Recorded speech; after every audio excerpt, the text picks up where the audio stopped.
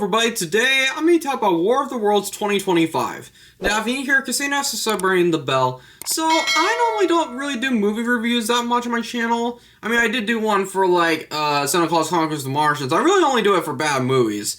But I kind of wanted to talk about War of the Worlds today because this just dropped, I think like a week ago or something on, I think it was Amazon Prime. And I kind of want to talk about this today because, man, this was a terrible film. So yeah, let's get started. I heard that this was maybe coming out, but apparently the background of this movie is that this was filmed during COVID.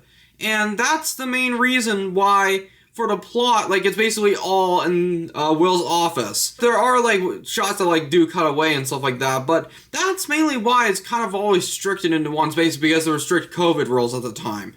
And for some reason, they still filmed it, and they just now released it, even though it's been 5 years since COVID. What really made me interested in seeing this movie is the fact that this movie, for a few days, had a 0% Rotten Tomatoes score. Now, it's just you gotta be really bad to have a Rotten Tomatoes score of 0. It is a really hard thing to do to get everyone to hate it. And especially since I don't really like the Rotten Tomatoes score system in general, they changed it a lot, and people kind of over-rely on it, in my opinion. But man, it deserves it. So, yeah, it's just, that was the main reason why I wanted to see this movie, is because I've heard how bad it is. So the first thing I want to talk about is the plot. And the plot, is kind of similar to, Tom Cruise's War of the Worlds thing, where, all these, robots are taking over and stuff like that, but man, they just did it so terribly. And one of the reasons why the plot sucks is because the pacing is terrible. I actually have not really heard many people talk about that. It kind of happens out of nowhere with all these robots, the meteors, striking Earth. And, the fact that it's so lazily written to where Will can literally control everything. I know that some people have that cliche of the hacker being able to control everything in movies, but this just takes it to a whole new level. This guy is accessing people's map books with no passwords. He has this really stupid thing of a password generator. He gets literally into almost everything in the entire movie. It's really only when a certain character blocks out his access that really he was not able to do anything. But man, it was so lazily written on how much he was able to access. And I know he was working for the government, but man, it's really far-fetched, even for a movie. And it's just there's so much stuff happening in a short time. And I know that there are some disaster movies that are kind of like that, where it all kind of happens pretty fast, but the pacing of how everything happened is really bad. So basically, in a nutshell, the meteors hit, the government knows about it, and everyone's getting killed. It feels like everything happens in a day, max. And I know that's not the case because, there's so many moments that would be historical in real life standards.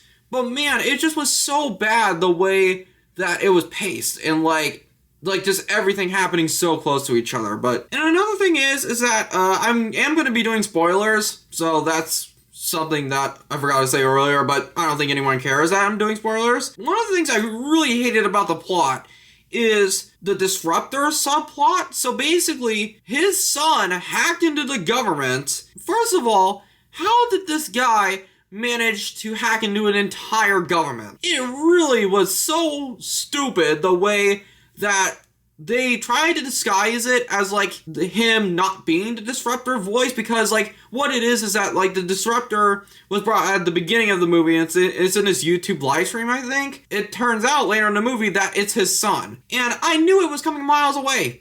I knew that it would be him. It was really stupid, that Disruptor plot, and how they were able to get the rabbit virus and everything. So another thing is that some of the characters were kind of really weird. So most of the characters are forgettable, the one, Eva Longoria, who has starred in 2 movies I do not like, War of the Worlds, and guess what? She was in Food Fight. Yeah, she is Sandra, kind of a worker for Will, and she's probably the one that does the stuff the most, I think. That's one of the only things about her character that's a little interesting, is that she actually goes out into the aliens, area and stuff. Sandra was just forgettable, and Mark was basically just an ad for Amazon. They literally make it from the beginning that he is an Amazon truck driver, And the literal solution, I'm not joking on how they did this. They ship a thumb drive from an Amazon drone. And like the thing is like they have to have it shipped, and the shipping would take like a day realistically. Well, it could be same day shipping, but it just like it's so unrealistic. Mark is an Amazon truck driver, and he's flying this drone over with these really bad graphics, and I'll talk about that in a little bit. Like, he flies this thumb drive over to Will. Like, it's kind of an insult, because, like, that's really the main reason this movie exists. Like, it's an ad for Amazon. So, yeah, so Mark was the Amazon guy. That was really his only character.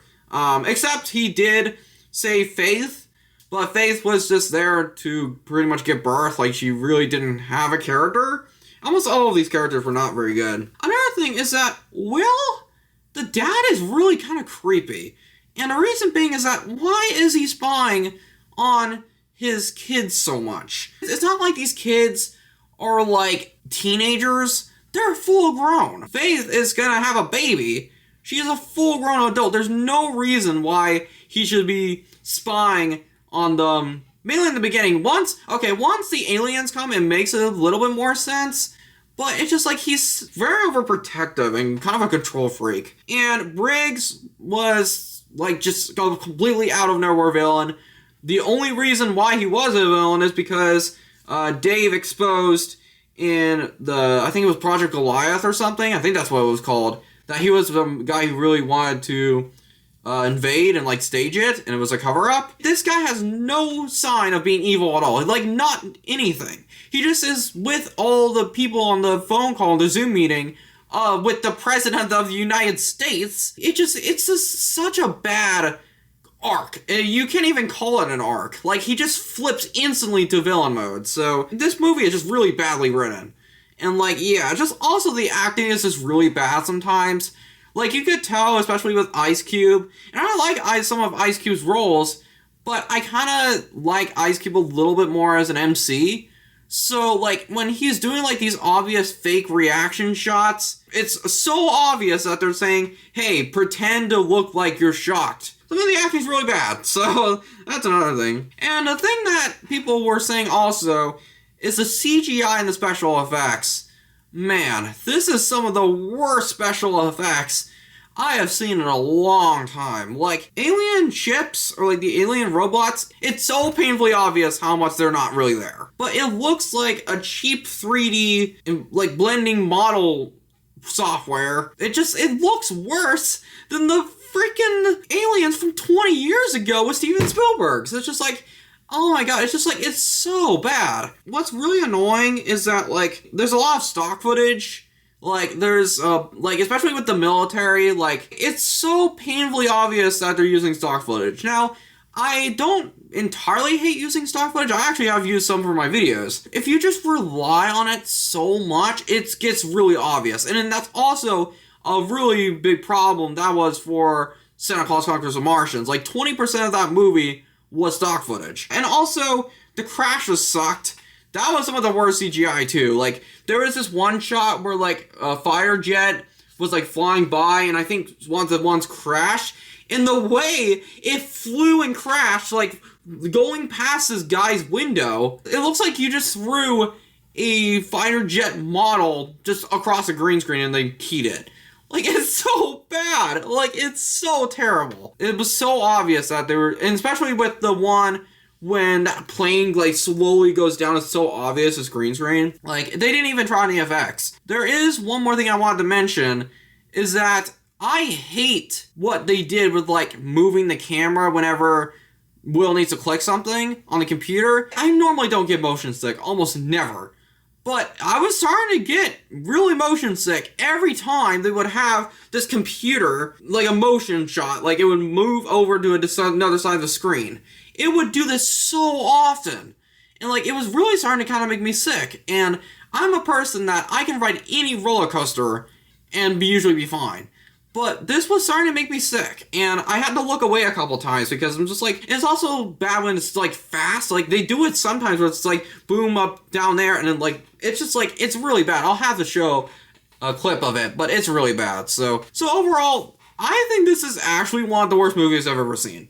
And, like, I've seen some stinkers. Like, I have seen movies that I hate more, like, because I trusted these franchises. Like, I hated Dial of Destiny. I've seen Midnight Sun with that weird Bella Thorne movie. Like, I've just seen some trash. And it's just like, this movie is trash, and it should have been shelved because of COVID. Like, I have no idea why they released it. But yeah, so this actually might be one of the worst movies I've ever seen. So yeah. So thank you guys so much for watching. I knew that once I saw this, I wanted to make a video about it. So yeah, thank you guys so much for watching, and I'll see you guys later. Peace.